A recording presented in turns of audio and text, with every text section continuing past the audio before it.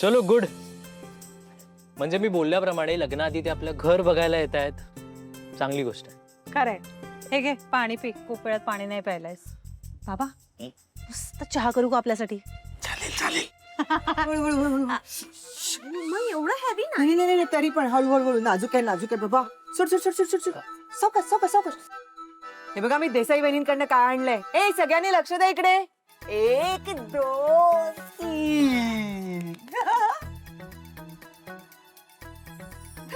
हे बघ रोहन, हे बघ याच केटल मधून उद्या चहा देणार मी पाहुण्यांना.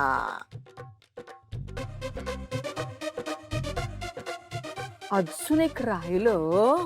मला काय वाटतं माहितीये का सुष्मिता, खाली जाऊया आपण फर्नांडिस आंटीकडे आणि ना काचेची ग्लास आणूया त्याच्यामधून पाणी द्यायला.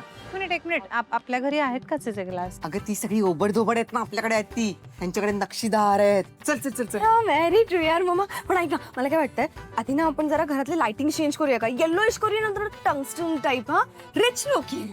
रात्रीत कसं काय बदलणार ग लाईट सगळ्या? हा आपल्याकडे नाही का दिवाळीतल्या माळा आहेत त्या पण पिवळ्या आहेत. एस्थेटिक एकदम.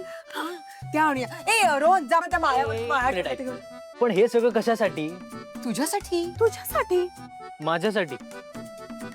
अगं पण आई हे असं काचेचं सामान तू दुसऱ्या कोणाकडनं तरी घेऊन आलीस, धक्का लागला, फुटलं तर कशाला हवंय? श्रीमंतांच्या घरामध्ये ठिकठिकाणी काचेच्या वस्तू ठेवलेल्या असतात. त्या फुटतात का? नाही ना. का? कारण ते काळजी घेतात.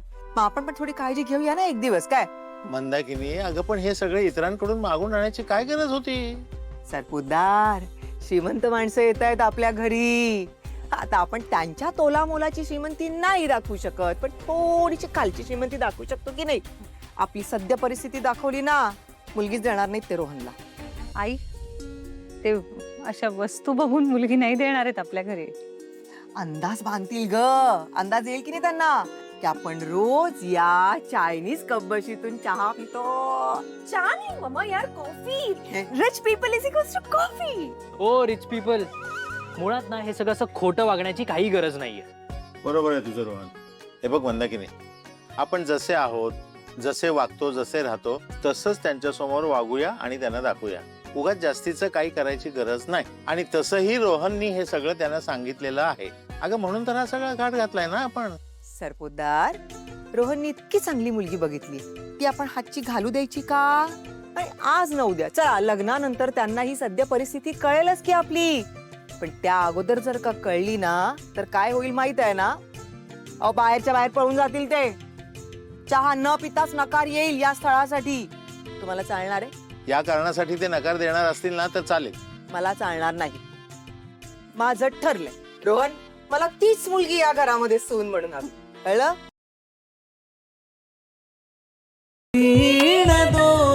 दोघातली तुटे ना